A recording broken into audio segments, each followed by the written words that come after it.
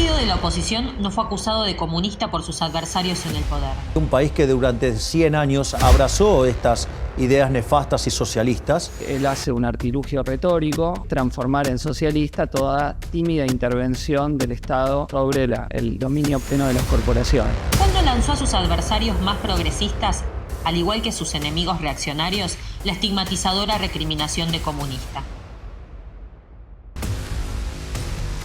Con estas palabras presentaban Marx y Engels su famoso manifiesto en 1848, aunque parezcan escritas hoy. El capitalismo es muy irracional, es un sistema delirante. Yo creo que si llegamos al socialismo, la gente se va a reír mucho pensando lo loco que era esa sociedad. Yo vengo de un futuro apocalíptico para evitarlo. Algo así como la historia de Terminator. Una vez más, los comunistas debemos salir a hablar en nuestro nombre propio, explicar qué es lo que realmente somos, lo que realmente queremos, por qué verdaderamente luchamos. Walter Benjamin hablaba de la revolución como el freno de emergencia ante la catástrofe, la posibilidad de un futuro que no sea esta decadencia brutal. En un mundo que toma temperatura, lejos de ser un fantasma, las ideas rojas vuelven a estar más vivas que nunca. Bienvenido al Rojo Vivo, Titín, ¿cómo estás? Hola, ¿qué tal? Gracias por la invitación. Bueno, te cuento, te invitamos para hablar sobre peronismo. Se cumplen 70 años del golpe de Estado a Perón, el 16 de septiembre de 1955. Te invitamos por varios motivos. En principio, vos sos bastante un influencer, seguramente te van a ver muchos por redes sociales, haces muchos videos explicando, sos un divulgador de las ideas de izquierda, además sos un militante setentista y sos un jubilado luchador que vemos todos los miércoles en el Congreso. Así que vamos a empezar, nos metemos directo en tema. Lo que te quiero arrancar preguntando es simple. ¿Por qué le hicieron el golpe de Estado a Perón? Porque el imperialismo norteamericano, que había sido triunfal y hegemónico en la Segunda Guerra Mundial, necesitaba tener dominio completo de lo que ellos llaman su patio trasero, América Latina, y particularmente de Argentina. ¿Por qué de Argentina era tan importante? Porque el gobierno de Perón se había opuesto a apoyar a los yanquis en la Segunda Guerra. Había tomado una actitud prescindente, neutral, y tenía algún reparo con la penetración del capital norteamericano en nuestro país. Aunque había hecho algunas concesiones, como hizo con la Standard Oil, una de las petroleras más grandes del mundo, que era de Rockefeller, y a la industria automotriz. Pero el imperialismo yanqui quería entrar abiertamente. Quería entrar dominando, y eso obviamente significaba que se tenían que sacar de encima al gobierno de Perón. Y buscó aliados, obviamente. Los aliados acá fundamental fue la Iglesia Católica y fue los territorios más concentrados de la burguesía financiera y la oligarquía terrateniente. Esos son los que podemos decir que le hicieron el golpe a Perón. Tenemos el imperialismo norteamericano, la Iglesia y el Partido Social... ¿Cómo me dijiste recién? No dije... Socialdemócrata iba a decir. No. Los partidos de la oligarquía terrateniente y particularmente los sectores más concentrados del empresariado que querían sacarse de encima la tutela de los trabajadores en las fábricas con los cuerpos delegados que se habían conquistado comisiones internas. O sea, querían imponer un gobierno que le dejara hacer lo que quisieran con los trabajadores. Vamos un poco al contexto, ¿no? Estamos hablando del porqué del golpe, pero para entender un poco qué es lo que pasaba durante esos años, ¿qué me podés contar? Cuando sube Perón, la Argentina era un país que salía muy favorecido por las circunstancias de cómo había terminado la Segunda Guerra Mundial. O sea, había cantidad de países, los aliados particularmente, que le debían a la Argentina un montón de dinero, todo lo que había dado a Argentina en trigo, carnes, durante la guerra. Y el mismo Perón decía... no se puede caminar por los pasillos del Banco Central porque están llenos de lingotes de oro. Esa época de las vacas gordas, donde Perón hace una serie de concesiones al movimiento obrero y con eso va consiguiendo el apoyo de los trabajadores, obviamente, los trabajadores ven mejorar sus condiciones de vida, se va desarrollando junto con eso una política de organización dentro de las fábricas. Comisiones internas, cuerpo delegado. Y entonces cuando empieza la crisis, ya en el segundo gobierno de Perón, empieza una crisis económica y no se puede resolver. O sea, se terminó la época de la vaca gorda, estamos en la época de la vaca flaca, la patronal dice, los grandes empresarios dicen, se terminó, hay que aumentar la productividad y presionan la Confederación General Económica, que era la central de los empresarios, presiona al gobierno de Perón a que convoque un Congreso de la Productividad para apretar a los dirigentes sindicales y que hicieran concesiones para que la productividad en la fábrica aumentara. No en base a inversiones, a nueva tecnología, no, en base al esfuerzo y a aumentar los ritmos de trabajo. Ese era el objetivo. Ese Congreso se termina convocando para principios del 55 y fracasa. Los dirigentes sindicales no pueden hacer ninguna concesión porque tienen a los trabajadores apretándolos justamente para mantener, inclusive superar algunas de las conquistas que habían logrado años anteriores. O sea, hay intentos de retroceder en las conquistas del movimiento obrero durante el gobierno de Perón. Claro, efectivamente, ese era el objetivo, pero ese Congreso fracasa porque la dirección, la burocracia sindical de la CGT, apretada como estaba por la base, se niega a hacer algún tipo de concesión, las patronales no consiguen nada y entonces la crisis se va desarrollando. Esa crisis va a pegar un salto, no solo económico, sino con una cuestión política, con uno de los actores. ¿Cuál? La Iglesia Católica. Bien, metámonos en esto. Me interesa un poco hablar de peronismo y Iglesia Católica.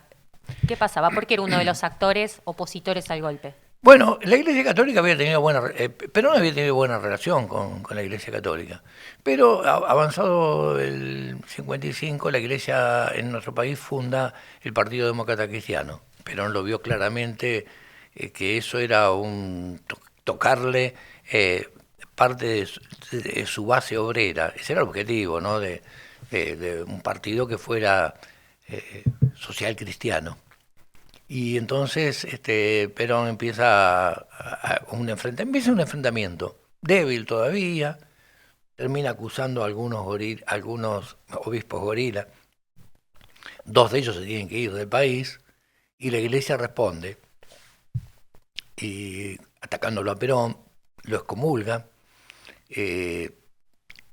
Perón retruca, le dice le va a empezar a cobrar, anuncia que va a empezar a cobrarle impuestos, que le va a recortar los derechos de enseñanza religiosa y los amenaza abiertamente con cambiar la Constitución y separar la Iglesia del Estado.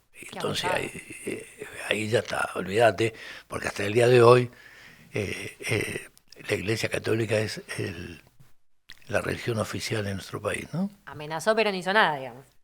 Amenazó, pero esto nunca lo logró, separar la Iglesia del Estado. Pero no importa, la Iglesia sabía que lo tenía de punta.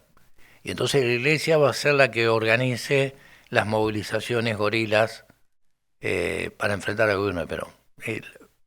Una de las determinantes, el 12 de junio del 55, en la festividad de Corpus Christi, al grito de libertad.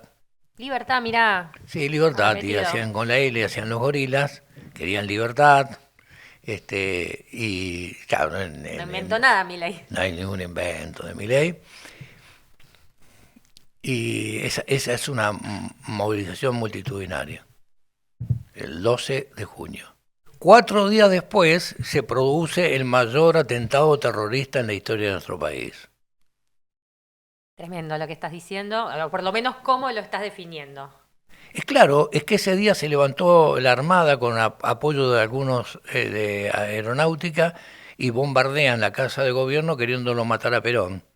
Pero era un día de semana, laborable. Para la gente no sabe, estamos como a 15 cuadras más o menos, acá nomás, bombardearon el centro de Buenos Aires. Es el bautismo de fuego de la aviación de la Armada Argentina sobre su propia población. Perón ya no estaba en la Casa Rosada, se habían enterado que había este intento de golpe, pero los tipos descargan las bombas igual.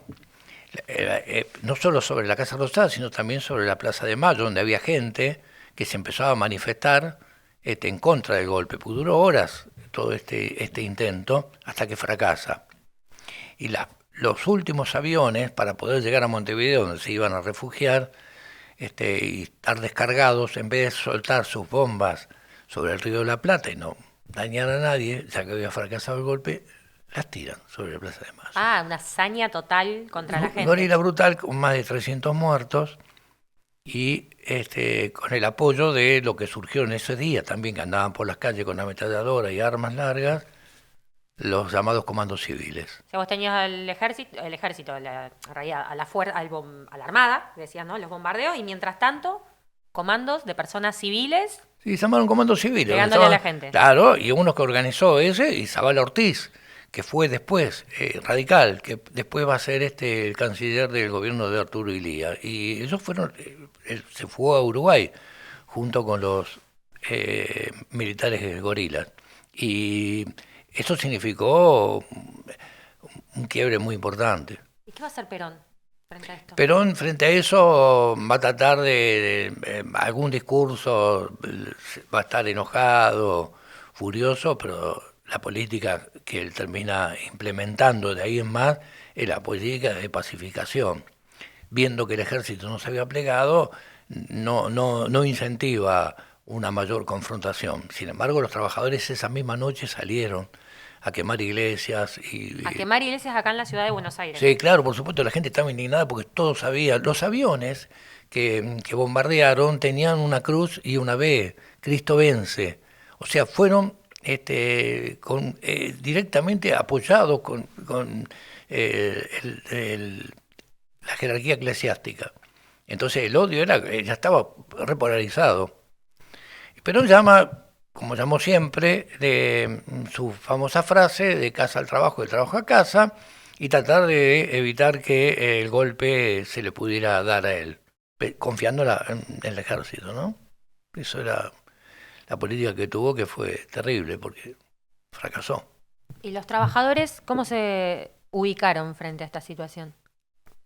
El movimiento obrero, vamos a decir. Claro, Perón se puede ir, se va exiliado, se puede escapar y no lo maten, y el resto de los dirigentes peronistas, muchos de ellos son detenidos, y el resto no, busca borrarse, busca evitar enfrentar al nuevo régimen, y los trabajadores resisten como pueden. Entonces no hay una resistencia clara. Los primeros días el golpe en Rosario sí se resistió. Hubo una semana de enfrentamiento, hubo muertos, hasta que se termina imponiendo el golpe. En Córdoba el golpe se impuso desde el primer momento.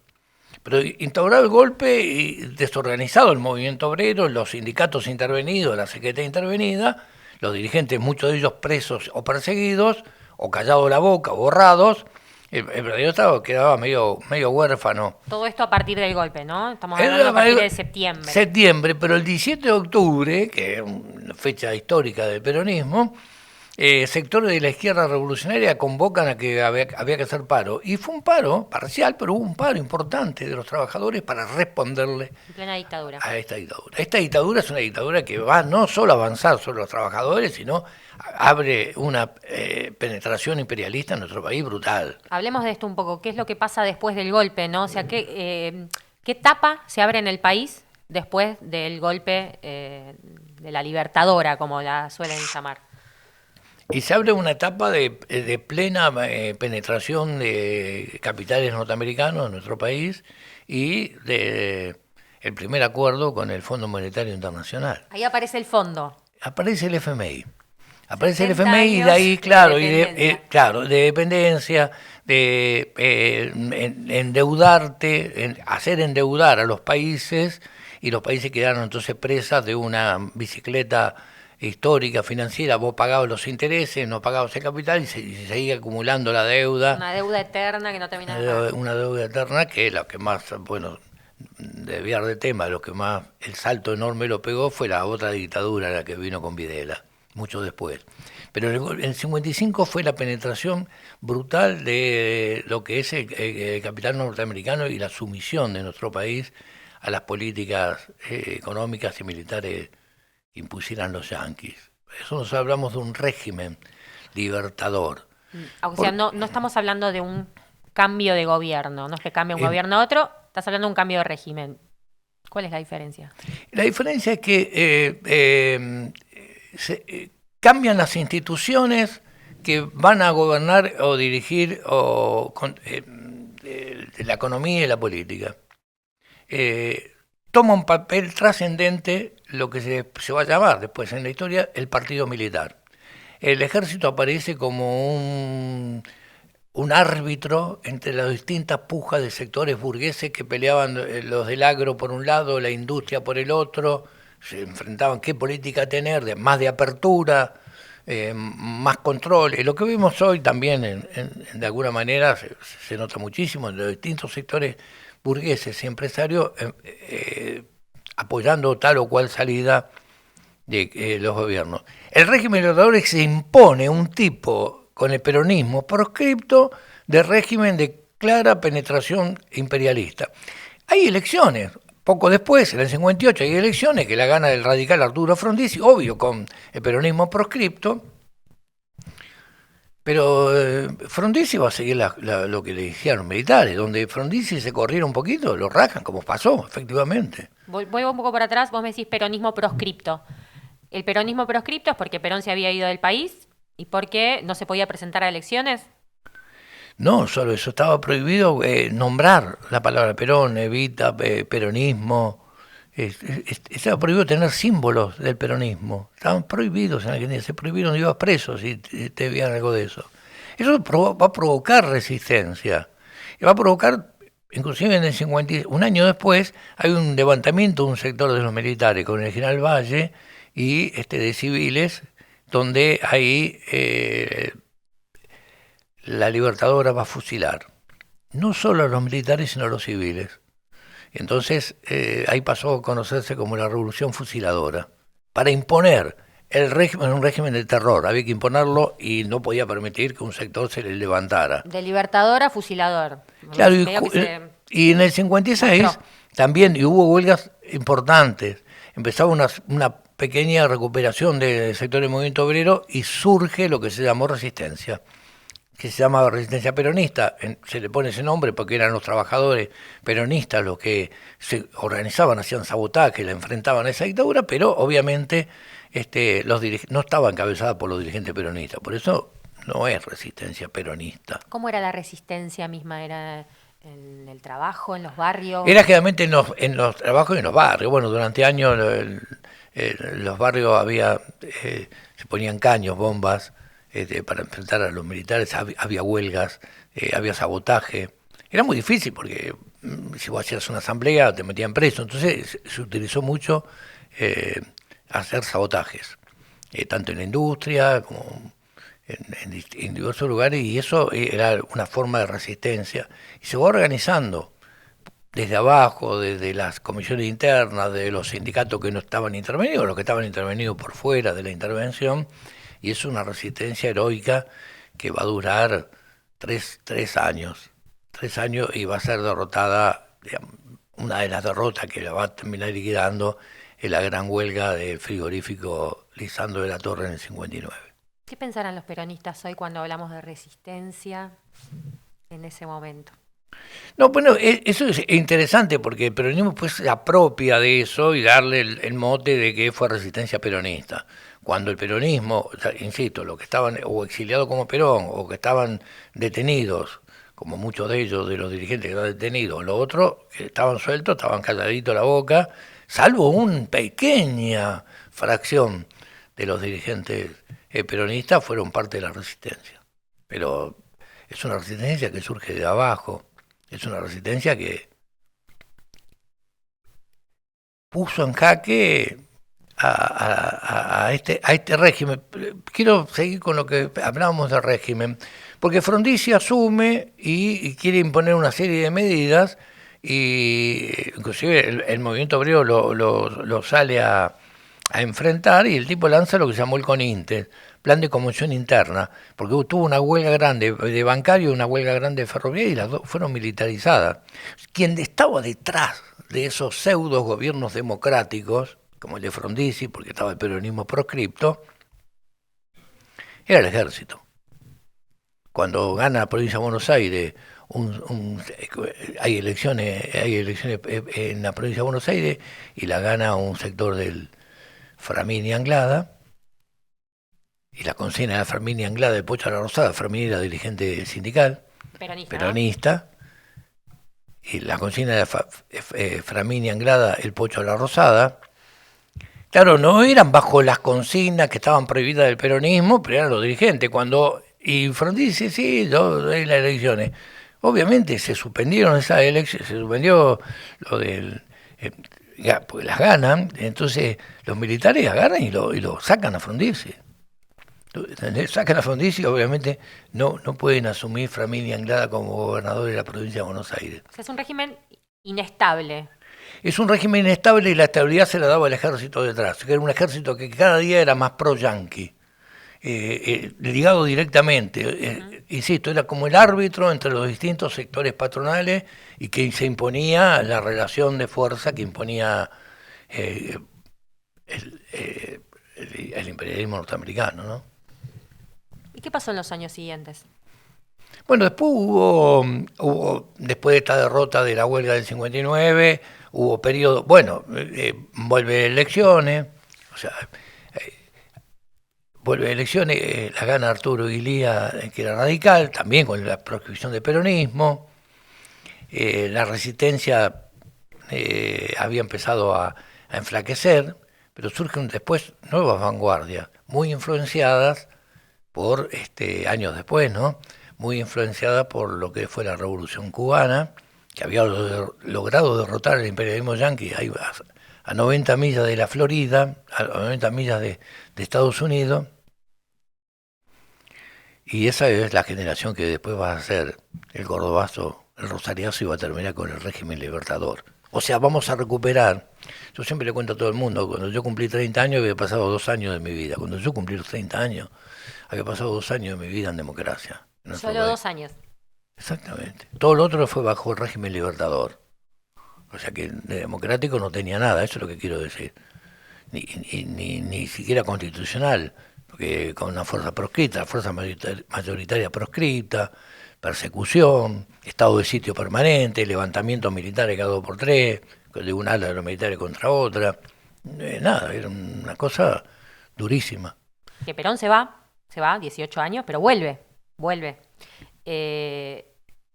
Entonces hay una idea bastante desarrollada que es que los mismos que lo echan lo llaman para que vuelva 18 años después. ¿Por qué lo necesitan en una tercera presidencia? Porque en nuestro país, a partir del cordobazo y el rosariazo, o sea, en el 69, estallan, sobre todo en el interior del país, una serie de levantamientos, semi-insurrecciones de unidad obrero, estudiantil y popular que derrota a las fuerzas policiales en el centro de Córdoba y en Rosario, y se va a extender a Tucumán, Mendoza, una serie de levantamientos donde demuestran que se había desarrollado una vanguardia obrera estudiantil muy combativa que, como bien dijo Perón, el peor momento del peronismo, Perón lo dijo desde Madrid, fue el cordobazo, porque el peronismo no tuvo ningún rol protagónico en esa gran acción independiente que tomaron los trabajadores y estudiantes de Córdoba allá en mayo del 69. Porque el grito en las barricadas cordobesas era: y luche, luche, luche, no deje de luchar por un gobierno obrero y popular. Y eso, al poco tiempo que se va desarrollando este fenómeno de lucha y levantamiento en todo el país, la burguesía empieza a decir, bueno, ¿hasta cuándo?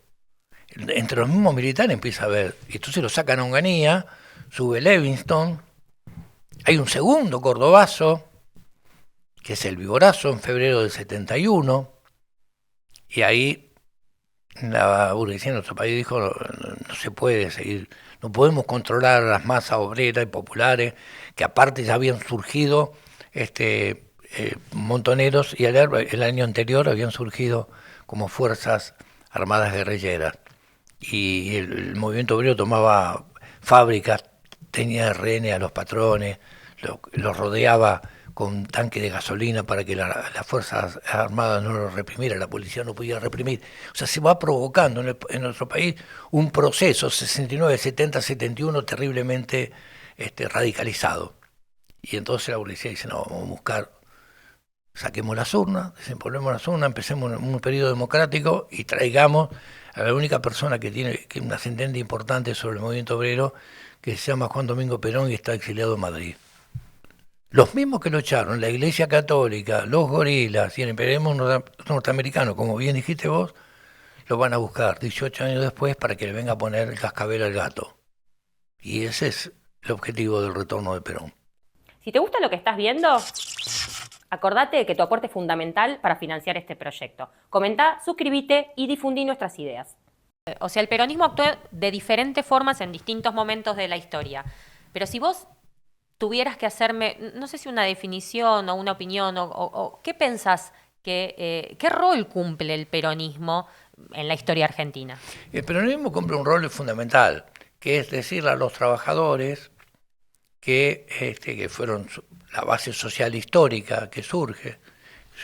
Perón gana bajo la sigla del Partido Laborista, que es un partido que se funda a partir de los sindicatos, después de la gran acción del 17 de octubre del 45, cuando lo sacan a Perón de la cárcel. Perón todavía no era presidente, era el secretario de Trabajo y Previsión, de que lo que es necesario es que haya una colaboración, una conciliación entre los intereses de los empresarios y los trabajadores, una conciliación entre el capital y el trabajo, de que si le va bien al empresario, al patrón, le va bien a los trabajadores. Y en una famosa fórmula que es el 50-50, 50 y 50, 50% de lo que se produce va para los empresarios, 50% el resto va para los trabajadores. Pero es una división absolutamente desigual, porque los trabajadores son el 90% o 95% de la población y los empresarios el 5% y se quedan con la mitad. Entonces, pero ese es el objetivo de la estrategia, que haya conciliación, que los intereses distintos, opuestos, enfrentados, irreconciliables entre trabajadores y el capital,